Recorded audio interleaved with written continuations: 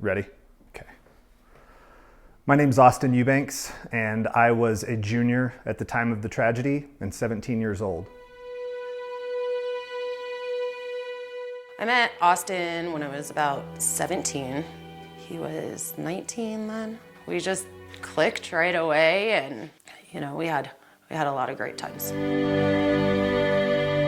Eubanks knows Austin Eubanks the way few people did. He was not so much as a person he was on TV. He wasn't so serious. To the nation, he was a Columbine survivor, a dad, a national spokesperson on trauma and addiction. To just about everyone in the country, it seemed he had won his battle with addiction. I talked to Austin in April for a story marking 20 years since Columbine. I turned to substances to cope. I thought that was the answer for me. He told us his addiction started with the drugs that doctors gave him to treat his gunshot wounds to his hand and knee.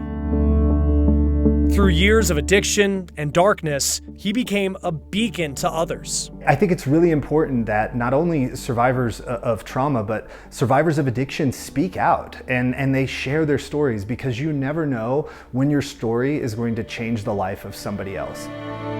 But in recent months, Ami suspected he was using again. I believe there was always a fight. I don't believe that he was always using.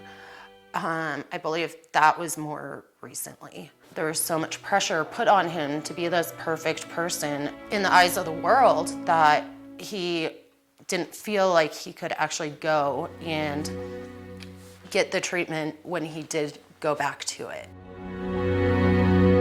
Austin wasn't able to fully escape that darkness. In May, he was found dead in his home, the victim of an overdose. I don't think addiction is something you can just stop struggling with one day. It's always a work in progress.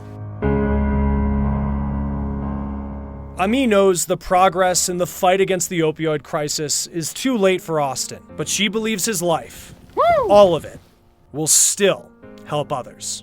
His story and the power behind Columbine really put him front and center of the opioid addiction. He brought a complete level of awareness and helped so many people, he helped them shape their lives, and it just brought me tears of joy.